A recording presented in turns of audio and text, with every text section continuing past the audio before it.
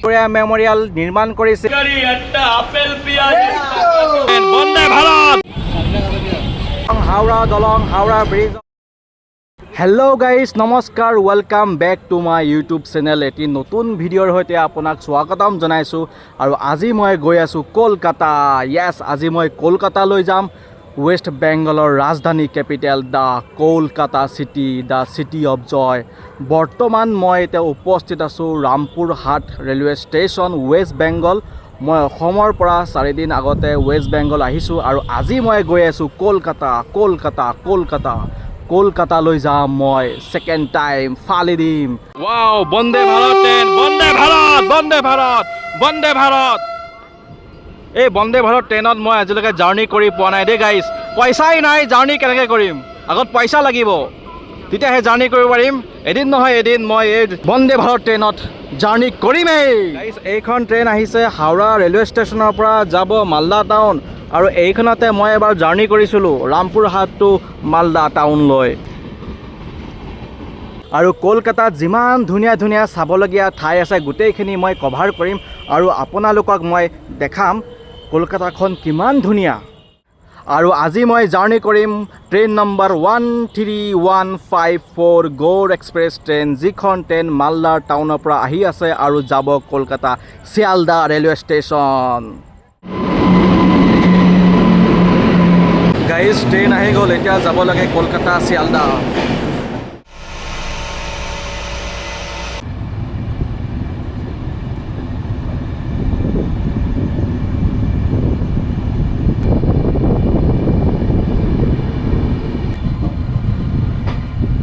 Hello' guys, এতিয়া আহি পালোঁ বৰ্ধমান ৰেলৱে ষ্টেচন, ৱেষ্ট বেংগলৰ এটা অন্যতম ৰেলৱে ষ্টেচন। আৰু এতিয়া সময় হৈছে ৰাতি 2টা বাজিছে। আৰু ইয়াৰ পৰা বৰ্ধমান ৰেলৱে ষ্টেচনৰ পৰা আৰু বেছি দূৰ নাই Kolkata Sealdah railway station.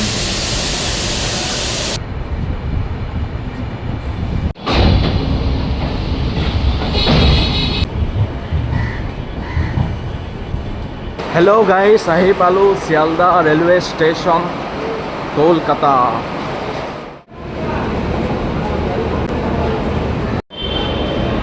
Guys, এইখনে হৈছে ভাৰতৰ দ্বিতীয় বৃহত্তম railway station, Sealdah railway station, Kolkata. বৰ্তমান মই এতিয়া উপস্থিত আছোঁ শিয়ালদা ৰেলৱে ষ্টেচন। জীৱনৰ প্ৰথমবাৰ শিয়ালদা ৰেলৱে ষ্টেচন আহিছোঁ অসমৰ পৰা। আৰু গাইজ, এই শিয়ালদা ৰেলৱে ষ্টেচন কলকাতাৰ এক অন্যতম মেজৰ ৰেলৱে ষ্টেচন আৰু ভাৰতৰ দ্বিতীয় ছেকেণ্ড লাৰ্জেষ্ট বৃহত্তম railway station after Howrah railway station. Sealdah railway ষ্টেচনত 21টা প্লেটফৰ্ম আছে। কি ক'ম আৰু, ইমান বিশাল ডাঙৰ railway station Sealdah railway station কলকাতাত আছে, কলকাতা চিটি, ৱেষ্ট বেংগল। অ' মাই গড গাইজ, ৰাজুদাৰ পকেট পৰঠা খাবলৈ আহিছোঁ, ইমান ভিৰ, বাপৰে বাপ। আনলিমিটেড তরকারি, একটা আপেল পেঁয়াজ, মাত্র 30 টাকা। পেঁয়াজের দাম সস্তা হবে না, ট্রেনে রুটি কি জায়গা।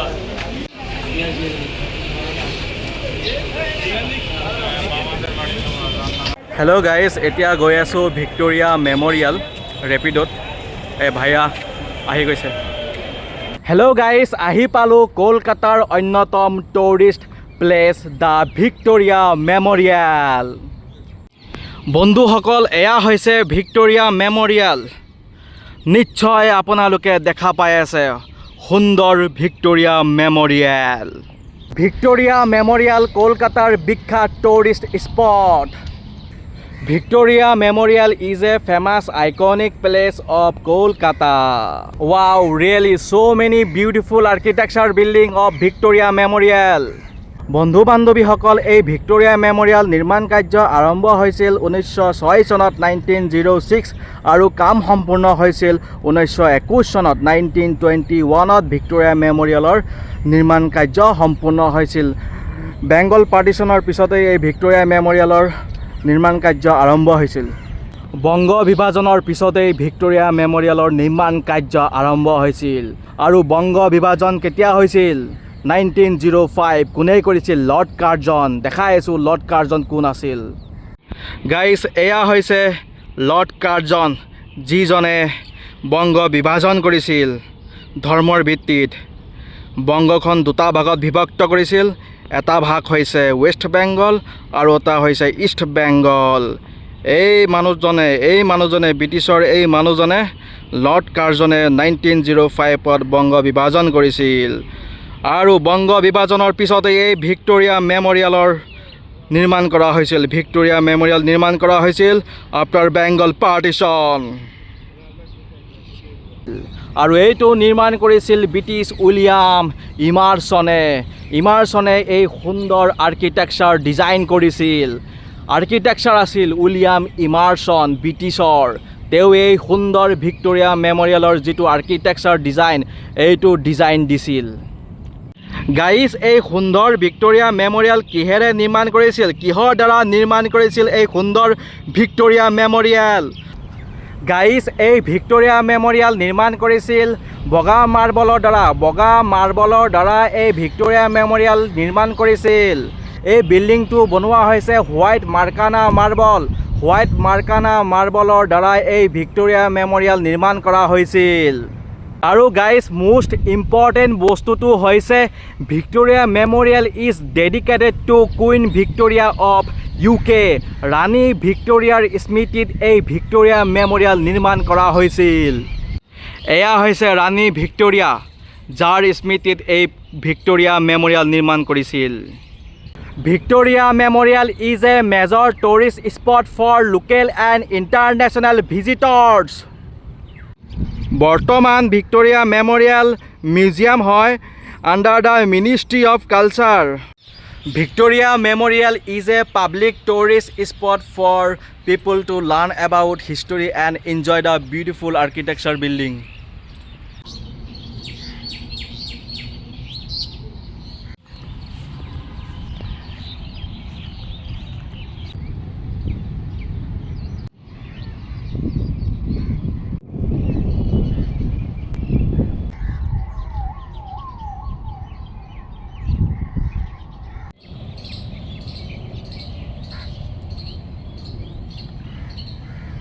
আপোনালোকে নিশ্চয় দেখা পাইছে এই বিল্ডিং। এই বিল্ডিংটোৰ নাম হৈছে দ্য 42। এই বিল্ডিংটোৰ নাম হৈছে 42। এইটো ৰেচিডেঞ্চিয়েল বিল্ডিং হয়। অ'কে, ইয়াত মানুহ থাকে, মানুহ, কোনো ধৰণৰ কোম্পানী হোটেল নহয়। এইটো ৰেচিডেঞ্চিয়েল বিল্ডিং হয়, দ্য 42। বিল্ডিঙৰ নামটো হৈছে 42। প্ৰতিদিনে ভাৰতৰ বিভিন্ন ৰাজ্যৰ পৰা পৰ্যটকসকলে এই ভিক্টোৰিয়া মেমৰিয়েল চাবলৈ আহে। তো বন্ধু বান্ধৱীসকল, এই ভিক্টোৰিয়া মেমৰিয়েলখন কেনেকুৱা লাগিছে? ভাল লাগিছেনে? যদি ভাল লাগিছে তোমালোকে আহা, ফুৰিবলৈ আহা, কলকাতালৈ আহা। বেছি টকা নালাগে নহয়, অলপ টকা লাগে। টকা জমা কৰা, কমকৈ খৰচ কৰা আৰু বেছিকৈ জমা কৰা। তাৰপিছত কলকাতালৈ ফুৰিবলৈ আহা আৰু সুন্দৰ সুন্দৰ ভিক্টোৰিয়া মেমৰিয়েল চাব পাৰিবা।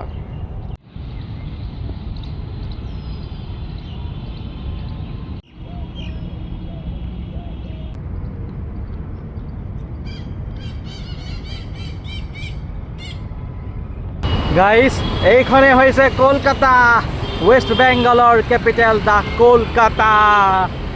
কিমান গাড়ী গৈ আছে, এম্বেচাডৰ গৈ আছে, হালধীয়া টেক্সি। অ' মাই গড, এয়া দামী দামী গাড়ী। কলকাতা ঘূৰি আছোঁ গাইজ, কলকাতা ঘূৰি আছোঁ। আজি অসমৰ পৰা কলকাতা আহি গৈছোঁ দেই গাইজ, মজা লাগি আছে। বহুত বেছি গৰম দেই গাইজ। এই কলকাতাত কিন্তু ডাঙৰ ডাঙৰ মানুহৰ জন্ম হৈছিল। কবিগুৰু ৰবীন্দ্ৰনাথ টেগোৰ, তেখেতৰ জন্ম কলকাতাত হৈছিল। তেওঁ গীতাঞ্জলি কিতাপ লিখাৰ কাৰণে ভাৰতৰ প্ৰথম নোবেল বঁটা তেওঁ পাইছিল। স্বামী বিবেকানন্দৰ জন্ম কলকাতাত হৈছিল। সৌৰভ গাংগুলী ইণ্ডিয়ান ক্ৰিকেটাৰ, তেখেতৰ ঘৰ কলকাতাত। ৰাজা ৰামমোহন ৰায় যিয়ে কলকাতাত বৰ্ম সমাজ স্থাপন কৰিছিল। কি ক'ম আৰু, কলকাতাত বহুত ডাঙৰ ডাঙৰ মানুহৰ জন্ম হৈছে। মিথুন চক্ৰৱৰ্তী, কি ক'ম আৰু গাইজ, বংকিম চন্দ্ৰ চেটাৰ্জী, বহুত ডাঙৰ ডাঙৰ বিখ্যাত বিখ্যাত মানুহৰ জন্ম হৈছিল এই কলকাতাত।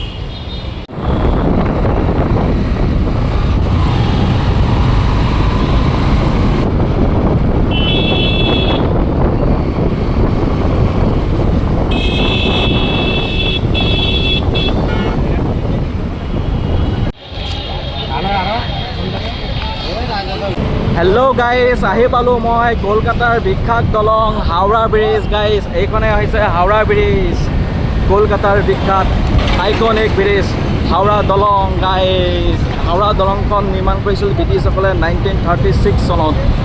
অ' মাই গড। আৰু এইটো নিৰ্মাণ কৰা হৈছে হুগলী নদীৰ ওপৰত। গাইজ, হুগলী নদীৰ ওপৰত নিৰ্মাণ কৰা হৈছে Howrah bridge without any pillar. Hello' guys, মই এতিয়া আহি পালোঁ কলকাতাৰ বিখ্যাত দলং হাওৰা দলং। হাওৰা ব্ৰিজৰ ওপৰত মই এতিয়া থিয় হৈ আছোঁ। এয়া হৈছে কলকাতাৰ বিখ্যাত হাওৰা ব্ৰিজ, হাওৰা দলং। The iconic bridge of Kolkata. Howrah Bridge is an iconic bridge of Kolkata, West Bengal. এই দলংখন হুগলী নদীৰ ওপৰত নিৰ্মাণ কৰা হৈছে। এই দলংখন হুগলী নদীৰ ওপৰত নিৰ্মাণ কৰা হৈছে। গাইজ, এয়া হৈছে হাওৰা ব্ৰিজ, কলকাতাৰ Howrah bridge. Famous Howrah bridge. Guys, কলকাতাৰ famous Howrah bridge. Howrah bridge অকল কলকাতাতেই বিখ্যাত নহয়, সমগ্ৰ ভাৰতত বিখ্যাত এই হাওৰা ব্ৰিজ। এই হাওৰা ব্ৰিজৰ দৈৰ্ঘ্য হৈছে 705 মিটাৰ। হাওৰা ব্ৰিজে কানেক্ট কৰিছে হাওৰা চিটিটো কলকাতা চিটি। হাওৰাৰ গাড়ী কলকাতাৰ ফালে গৈ আছে আৰু কলকাতাৰ গাড়ী হাওৰাৰ ফালে গৈ আছে। এই হাওৰা ব্ৰিজখন কিহৰ কাৰণে বিখ্যাত তোমালোকে গম পোৱানে? কাৰণ এই হাওৰা ব্ৰিজত কোনো ধৰণৰ খুঁটি নাই, খুঁটি নোহোৱাকৈ পিলাৰ নোহোৱাকৈ নিৰ্মাণ কৰিছে ব্ৰিটিছসকলে, সেইকাৰণে বিখ্যাত। Howrah bridge was design without any supporting pillar in the river of Hooghly. Hooghly নদীৰ ওপৰত নিৰ্মাণ কৰা এই হাওৰা ব্ৰিজখন কোনো ধৰণৰ খুঁটি নাই, খুঁটি নোহোৱাকৈ হাওৰা ব্ৰিজখন নিৰ্মাণ কৰিছিল ব্ৰিটিছসকলে, সেইকাৰণে বিখ্যাত। হেংগিং ব্ৰিজ বুলিও ক'ব পাৰি। এই হাওৰা ব্ৰিজখন নিৰ্মাণ হৈছিল 1936 চনত আৰু পাব্লিকৰ কাৰণে মুকলি কৰিছিল 1943 চনত। হাজাৰ হাজাৰ গাড়ী অহা যোৱা কৰি আছে। এয়া চাওক, এম্বেচাডৰ, ৱেল্লো টেক্সি, হালধীয়া টেক্সি। ইউনেস্কো ৱৰ্ল্ড হেৰিটেজ চাইট হিচাপে ঘোষণা কৰি দিব লাগে মোৰ মতে। হাওৰা ব্ৰিজ বৰ্তমান পপুলাৰ টুৰিষ্ট এট্ৰাকশ্যন হৈ পৰিছে। প্ৰতিদিনে ভাৰতৰ বিভিন্ন ৰাজ্যৰ পৰা হাজাৰ হাজাৰ পৰ্যটকসকলে এই হাওৰা ব্ৰিজ চাবলৈ আহে। Howrah bridge is not only important traffic road but it is also' tourist attraction. এই হাওৰা ব্ৰিজখন হুগলী নদীৰ ওপৰত অৱস্থিত। হুগলী নদীৰ ওপৰত নিৰ্মাণ কৰিছে খুঁটি নোহোৱাকৈ। আৰু হুগলী নদী কলকাতাৰ ফেমাছ এখন নদী, আৰু সেই নদীত, সেই হুগলী নদীৰ তলেদি মেট্ৰ' ৰেল চলাচল কৰে। আৰু কলকাতাই প্ৰথম আৰু ভাৰতত প্ৰথম মেট্ৰ' চলিছিল কলকাতাত। হাজাৰ হাজাৰ গাড়ী অহা যোৱা কৰি আছে, সৰু গাড়ী, ডাঙৰ গাড়ী, bus, every vehicle going going going.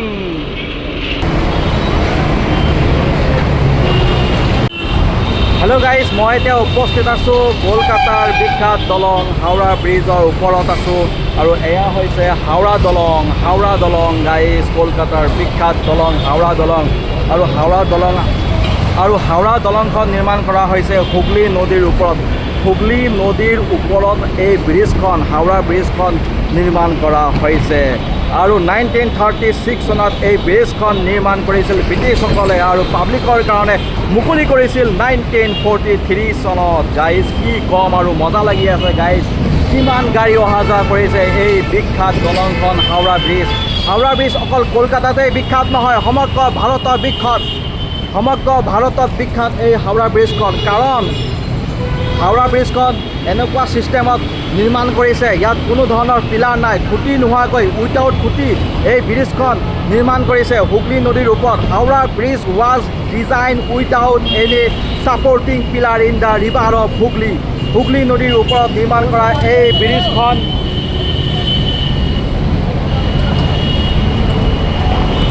Hooghly নদীৰ ওপৰত নিৰ্মাণ কৰা এই ব্ৰিজখনত, হুগলী নদীৰ ওপৰত নিৰ্মাণ কৰা এই ব্ৰিজখন, হাওৰা ব্ৰিজখনত কোনো ধৰণৰ খুঁটি নাই। সেইকাৰণে গোটেই ভাৰতত বিখ্যাত। অকল ভাৰতত বিখ্যাত বুলি ক'লে ভুল হ'ব, গোটেই ৱৰ্ল্ডত বিখ্যাত। প্ৰতিদিনে বিভিন্ন ৰাজ্যৰ পৰা, বিভিন্ন ঠাইৰ পৰা মানুহে চাবলৈ আহে।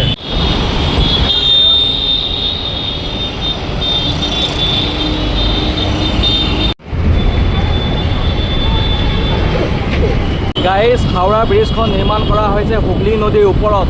এয়া হৈছে হুগলী নদী গাইজ, ফেমাছ হুগলী নদী। হুগলী নদীৰ পানীৰ তলেদি মেট্ৰ' চলাচল কৰে গাইজ। কলকাতাৰ মেট্ৰ' হুগলী নদীৰ তলেদি যায়।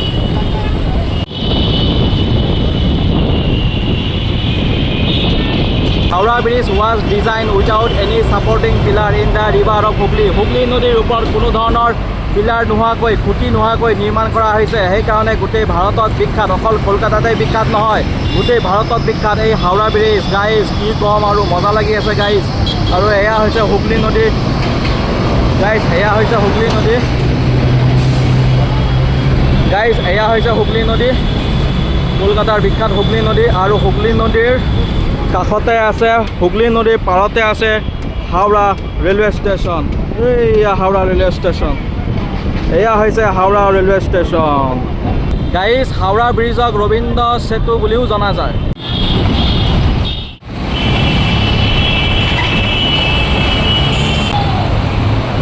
গাইজ, হাওৰা ৰেলৱে ষ্টেচনৰ কাষত এতিয়া ভাত খাবলৈ আহিছোঁ। এয়া হৈছে মোৰ ভাত।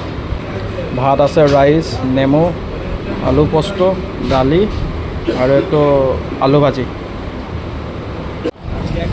গাইজ, ভাত পানী খালোঁ, এতিয়া যাব লাগে হাওৰা ৰেলৱে ষ্টেচন, কাৰণ মোৰ ৰিটাৰ্ণ ট্ৰেইন আছে 3টা বজাত। কি কৰিম আৰু, যাবতো লাগিবই। গাইজ, হাওৰা ব্ৰিজ আৰু হুগলী নদীৰ পাৰতে আছে হাওৰা ৰেলৱে ষ্টেচন, ভাৰতৰ প্ৰথম largest railway station, Howrah railway station. এয়া হৈছে হাওৰা ৰেলৱে ষ্টেচন, ভাৰতৰ লাৰ্জেষ্ট ৰেলৱে ষ্টেচন, ভাৰতৰ নম্বৰ 1 ৰেলৱে ষ্টেচন। এই হাওৰা ৰেলৱে ষ্টেচনত 23টা প্লেটফৰ্ম আছে। ইমান বিশাল ডাঙৰ ৰেলৱে ষ্টেচন, ভাৰতৰ largest railway station, number 1 railway station. এইটো হৈছে অল্ড কমপ্লেক্স, এইটো হৈছে নিউ কমপ্লেক্স। গাইজ, মই আহি পালোঁ ভাৰতৰ বৃহত্তম ৰেলৱে ষ্টেচনত, the Howrah railway station. Guys, এয়া হৈছে হালধীয়া টেক্সি, কলকাতাৰ আইকনিক টেক্সি গাইজ, হালধীয়া টেক্সি, এম্বেচাডৰ। গাইজ, কি ক'ম আৰু, কি মজা লাগিছে গাড়ীখন, হালধীয়া হালধীয়া গাড়ী, মজা লাগে একদম। Local taxi guys, local taxi.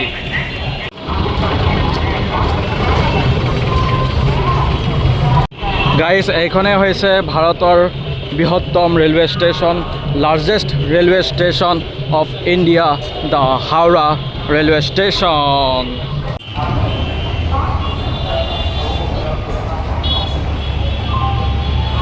Guys, এয়া হৈছে হাওৰা ৰেলৱে ষ্টেচন, কিমান ডাঙৰ ৰেলৱে ষ্টেচন।